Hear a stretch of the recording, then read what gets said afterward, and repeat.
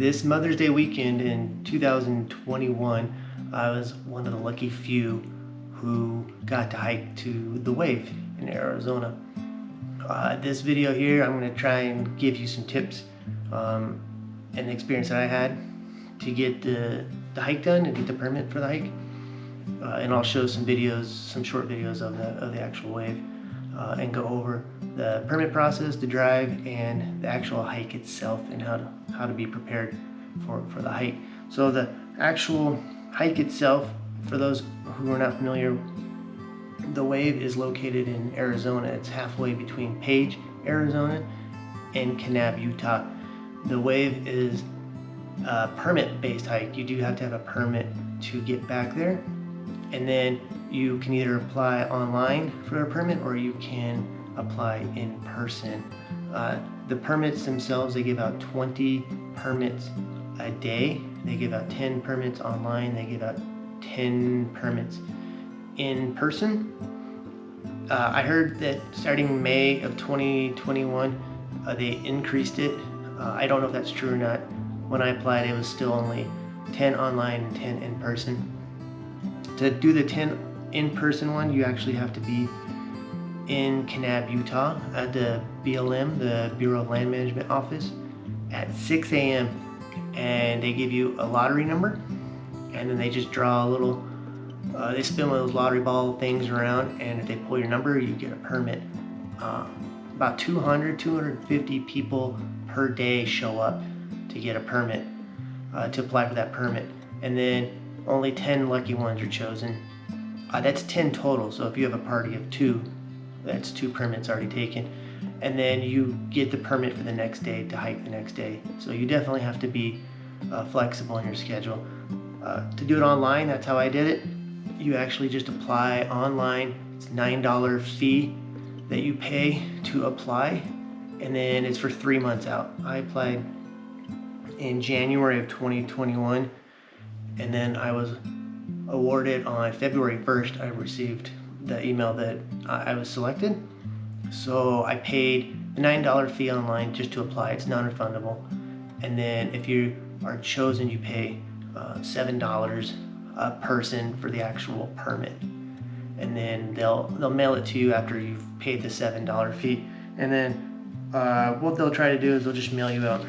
They'll mail you out a pamphlet, and you'll get a parking permit, some safety tips, and some other stuff that you have to carry on you while you're hiking back there.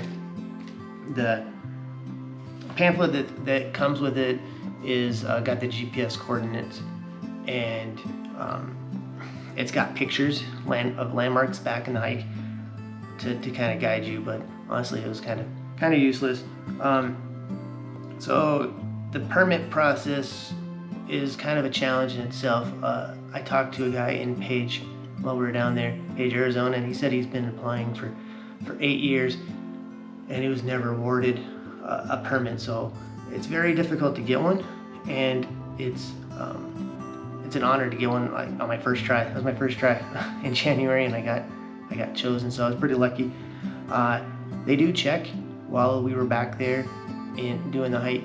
There was a member of the BLM, and he checked our permit. Again, you carry one on your backpack, just something like this. You just wire it to your backpack, and then he also has a clipboard with everybody's names, and he checked.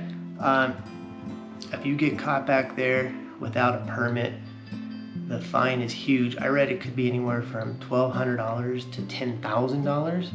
I also read it's 6 months in jail, and you're also banned for life for ever applying for a permit. So definitely don't get back there without a permit. It's not worth it. Just keep trying to apply as many times as you can, or and have your friends apply too. Again, not online, it was $9 just to apply, and you do that 3 months in advance. So I applied in January.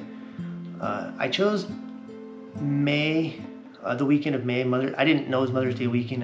So when you apply online, you pick 3 dates. So I just chose the 8th, 9th, and 10th of May.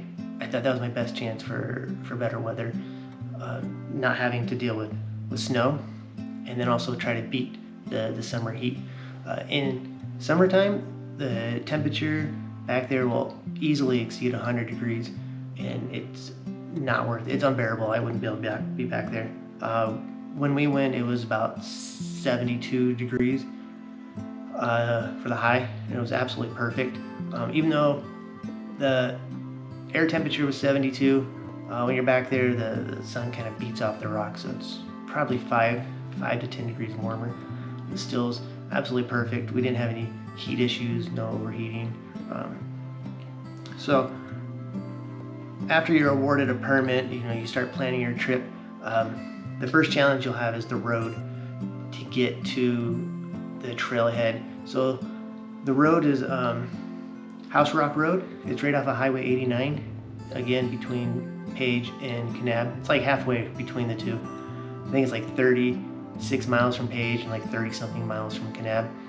It's on a quick bend in the road. So if you're staying in Page and you come up, it's on like a really sharp curve in the road, so it's hard to take a left off of Highway 89 onto the road, because you kind of have to turn left and then kind of back down this road. So what I did is I just drove past it, did a U-turn, and then came back and turned down the road.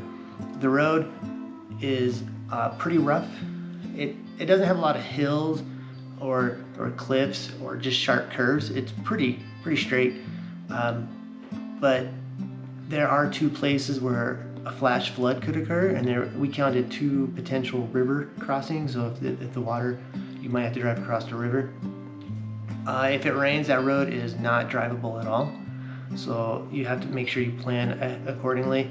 If you're hiking and it starts to rain, I don't know what we would have done if we would have left. But we did talk to the BLM guy, and he said it rained the day before and the road becomes impassable, so people had to wait it out. So just plan ahead for that. You don't need a high clearance vehicle. You just need good tires to get back there, and just hope that the weather is not too bad. When you leave Highway 89, it's a little over 8 miles until you reach Wire Pass Trailhead. Once you get to Wire Pass Trailhead, you put your parking permit on your dash. This is already paid for. There's another hike, Slot Canyon, at the same trailhead. So the folks doing Slot Canyon have to pay for a parking permit, like $6 or whatever, but your permit's included, so you just put this on your dash, and it already has your license plate number and how many people who are hiking in your party. So you don't have to pay any additional fees. You also sign in. There's bathrooms at the trailhead, which is good. Make sure you use them if you have to go, because there's no trees or anything on the hike. Sign in. Let them know how many people were in your party, what time you started. We started about 8 a.m. Before the real heat hit.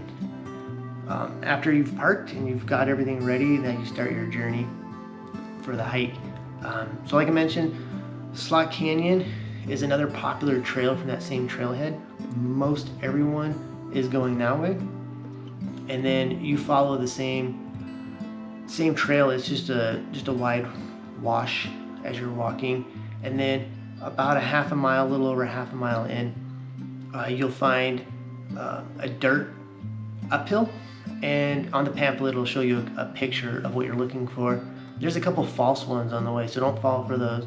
Look for the one on the picture. There is a sign on the trailhead when you leave the wash. That way you know that you are actually at the right dirt uphill for the trailhead. We carried a GPS unit. I would highly advise getting one. Again, that pamphlet they give you, you could easily get lost back there.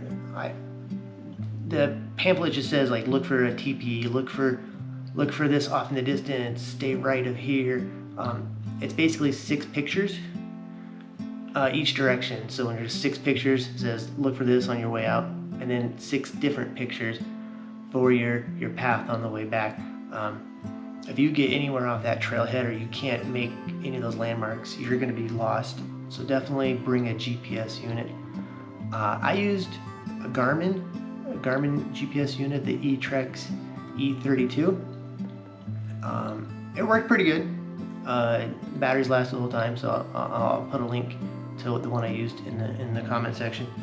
Definitely want to use one. use trekking poles, bring lots of water, lots of water. I think we had 4 liters each for us, and then snacks, lots of snacks. We brought lunch up there, so we had a lot of food on us. Just, you know, we plan on spending a lot of our day back there. So now that you've found the trailhead and you've left the wash for the Slot Canyon wash, and you're heading up to the wave, look for that sign. It's right off the wash, so you know you're on the right trailhead. From there, it's really deep sand. You're walking straight uphill in very deep sand. So the hike itself is about 6.5 miles round trip to get to the wave and back to your car. 6.5 miles doesn't sound like a lot to a normal hiker, but this one, it was pretty challenging. It's not an easy hike. You're also at over 4,000 feet in elevation, so the air is a little thinner. I live in Denver, so the air elevation wasn't a big issue, but if you're from sea level, it will be an issue breathing while you're back there. Once you leave the wash for the Slot Canyons, you're walking in deep sand for a mile. I don't know how far. It seems forever, and then you get to a part where you got to climb straight up a rock face, and there's a lot of loose sand on there, so it makes it pretty slippery, and it's pretty straight up, and it's a long climb. So you're presented with a couple of challenges like right when you get off the trail. And then once you get past there, you're walking completely on rocks. There's no footprints to follow. There's no real good landmarks. I know they give you the pictures. There's nothing really good back there, so you're just kind of walking and you're hoping you're heading in the right direction. The destination you're trying to look for, you can't see it. You don't see the wave until you're actually in it, so you have no idea where you're heading. The parking lot, you park kind of on the back here, and you kind of walk around this giant mountain, so the straightest path is up and over, but the actual trailhead, you kind of go around this mountain. So there's nothing back there to indicate where you're heading, unless you find somebody who's been back there, or you can't really follow anybody. We counted 22 people total the whole time, including our party. There was 22 total people. Yeah, so the GPS unit was a lifesaver. We used it there and back. It did have the trailhead marked on it, so it kind of gave you, or the wire pass trail. It's called the Wave Trail on the GPS unit, and we just kind of followed that for the best path. There's no shades, there's no trees, there's nothing back there to really protect you if the weather starts to get bad. There's no cell phone service once you're back there. So once we got to one point, we took a break, and we ate lunch, and we watched a lot of the people kind of coming down, so we knew what to expect. The last part, you're walking in deep sand again. It's very deep, thick sand, and then again you're going straight up this rock face for the last part of it, and then that's where we got stopped by BLM. They stopped us for a minute and chatted with us and checked our permit, made sure we had water, made sure we had food. And then once you get to the top, you're in. That's it. At the end of the hike, you're finally inside the wave. There's a mini wave, there's a second wave, and then there's the actual wave. And it was much bigger than I thought it was going to be. It was a lot larger than I thought it was going to be. And then we spent probably an hour there taking pictures, walking around, enjoying it. Once you're there, there's so many other things too. So if you're in great shape, you started at 6 in the morning, you could go to Top Arch, Melody Arch, you can go to the Alcove, you can go to Hamburger Rock, you can go see, there's dinosaur tracks that you can go find. There's a lot of other stuff. There's Dick Arch, there's High Arch, lots of stuff back there. They will add probably three or four extra miles to your journey. So we chose not to do any of those. We started kind of late, like I said, about 8 a.m. And we just wanted to go to see the wave and enjoy that. Top Arch is another challenge. It looks to be about another 800 feet elevation gain. up a giant rock, but you get a great view straight down into the wave. Yeah, and then after that, we spent an hour, and then we started our journey back.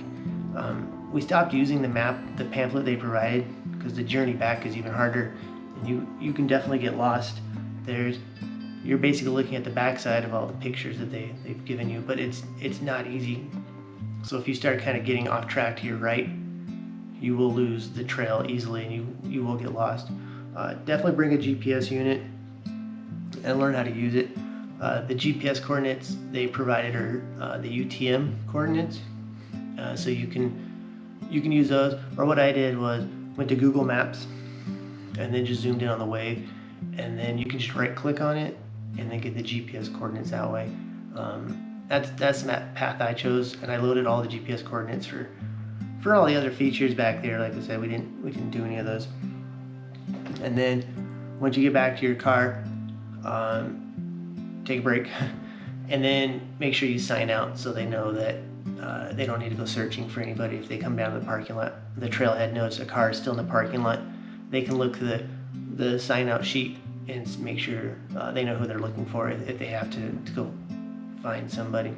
And then start your journey home. So while you're back there, you're kind of heading south for most of the hike. We noticed dark clouds starting to form and got a little nervous. Luckily we didn't see any rain. Just keep an eye on the clouds to the north, because that's where the road is to get you out of there. Now in a pickle, you can take House Rock Road south instead of north, back up to 89. It's about 20 or so miles back down that dirt road to get to Highway 89A. So it's a much longer route, but I hear it's easier, more passable if the weather gets bad. So yeah, I'll post links to some pictures and try to put some of these videos up that we took of it. And if you have any questions on the journey, just leave me a comment.